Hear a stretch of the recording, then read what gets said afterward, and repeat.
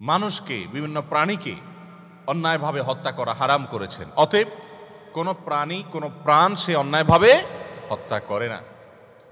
মাতৃগর্ভে যে শিশু দুনিয়াতে আসে, ভ্রূণ যখন থাকে, ওই অবস্থাতে আমাদের সমাজে বহু মানুষ সেটাকে হত্যা করে এবং মেডিসিনের মাধ্যমে, বিভিন্ন প্রক্রিয়ার মাধ্যমে দেখা যায় যে মাতৃগর্ভে সন্তান নষ্ট করে ফেলে। আছে না নাই?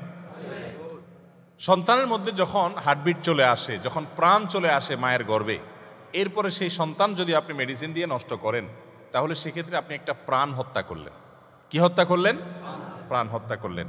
তো আল্লাহ রাব্বুল আলামিন এখানে এই প্রাণের কথাটাই বলেছেন যে যারা কোনো প্রাণ হত্যা করে না। এই প্রাণ হত্যা করা বলতে মানুষ হত্যা আছে, আবার এই ভ্রূণ হত্যা আছে। অন্যায়ভাবে কোনো প্রাণ হত্যা করা যাবে না। এমনকি পশু পাখি, তাদেরকেও যদি আপনি অন্যায়ভাবে হত্যা করেন, প্রয়োজন নাই, খেলতে খেলতে দুষ্টামি করতে করতে আপনি একটা প্রাণী হত্যা করলেন, আছে না? অনেকে করে, মজা করতে করতে হত্যা করে ফেললেন, এটাও অন্যায়।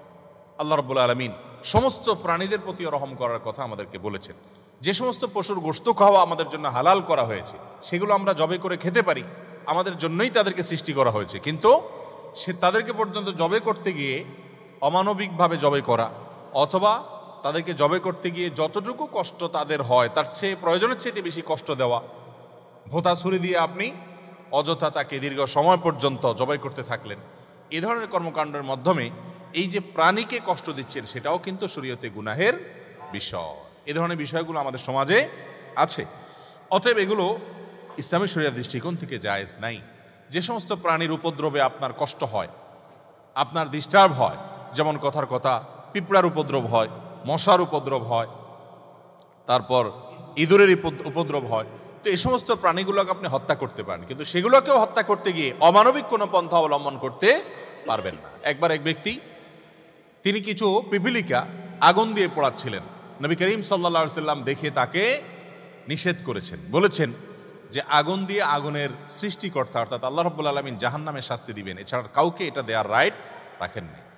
অতএব পিপিলিকা আপনার কষ্ট দিচ্ছে, আপনি বিভিন্ন পাউডার আছে, বিভিন্ন কিছু আছে, এগুলো দিয়ে আপনি মেরে ফেলেন, কিন্তু প্রয়োজন ছাড়া তাকে অমানবিকভাবে হত্যা করার সুযোগ নাই। ইসলাম আমাদেরকে সেই সুযোগ দেয়নি, সেই অনুমতি দেয়নি। বিধায় একজন মানুষ তিনি রহমানের বান্দা হওয়ার জন্য তার মধ্যে মায়া মমতা থাকতে হবে, সম্প্রীতি ভালোবাসা থাকতে হবে। মানুষ তো বটেই, যে কোনো প্রাণের প্রতি তার আন্তরিকতা এবং এই মানসিকতা ধারণ করতে হবে।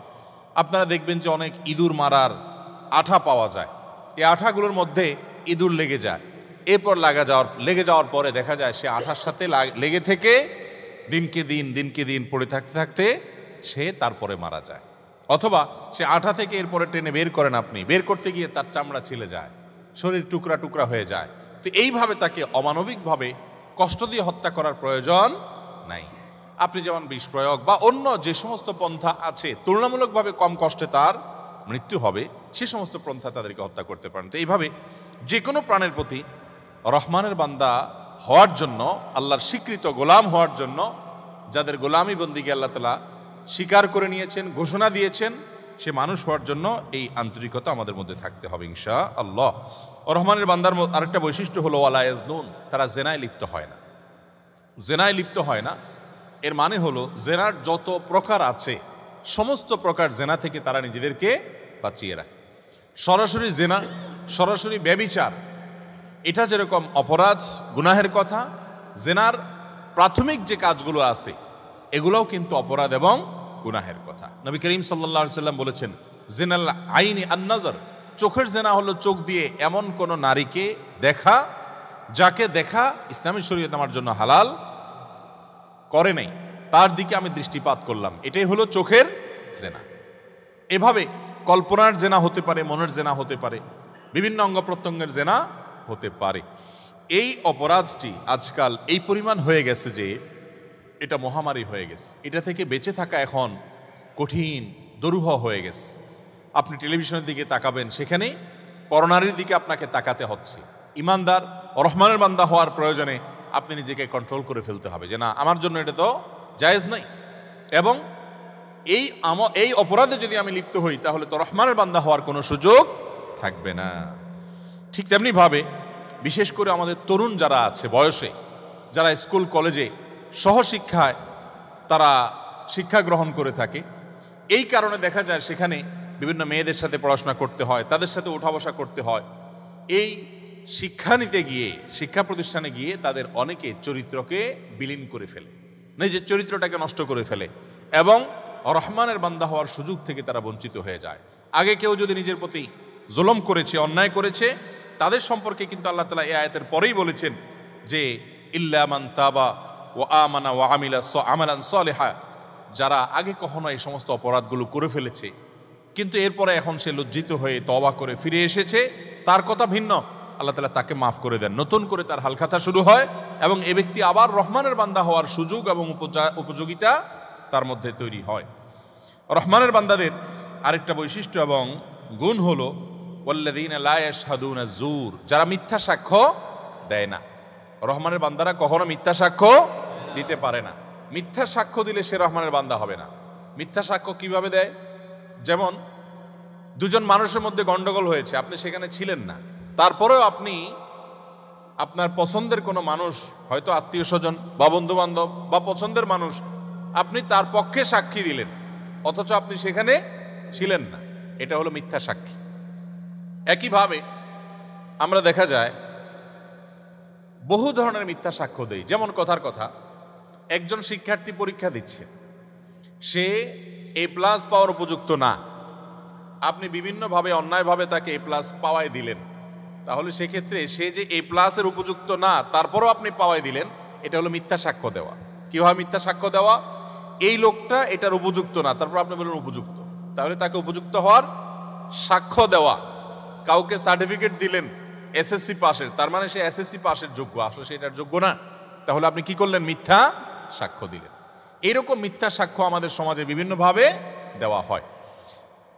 কারোর ছেলে বা মেয়ের বিয়ে হবে, বিয়ে করাবে, তো আপনার কাছে জানতে চাইছে যে আমি অমুক এলাকায় আত্মীয়তা করতে চাই, তার সম্পর্কে আপনি কি জানেন? আপনি দেখলেন যে আপনার পছন্দের মানুষ, আপনারই ভাইয়ের মেয়ে হয়তো বা কাছের কারোর মেয়ে, এর সম্পর্কে আপনার কাছে জানতে চাওয়া হলো, আপনি তখন কি করেন? যত প্রশংসা আছে, যা আছে তা বলেন, যা নাই তাও বলেন।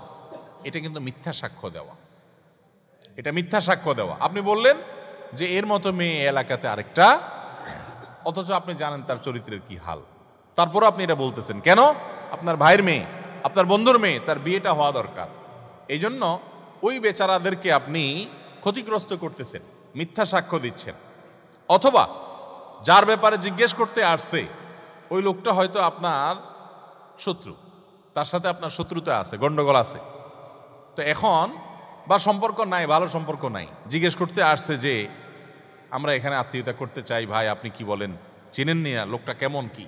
তখন আপনি বললেন যে হায় হায়, এর চাইতে অমানুষ তো আমাদের এলাকা তার একটা, আপনি এরকম বলে দিলেন। আসল লোকটা খারাপ না, কিন্তু আপনি খারাপ বললেন কারণ আপনার সাথে তার গন্ডগোল আছে। তাহলে এটাও মিথ্যা সাক্ষ্য হওয়া। সত্য সাক্ষ্য কোনটা?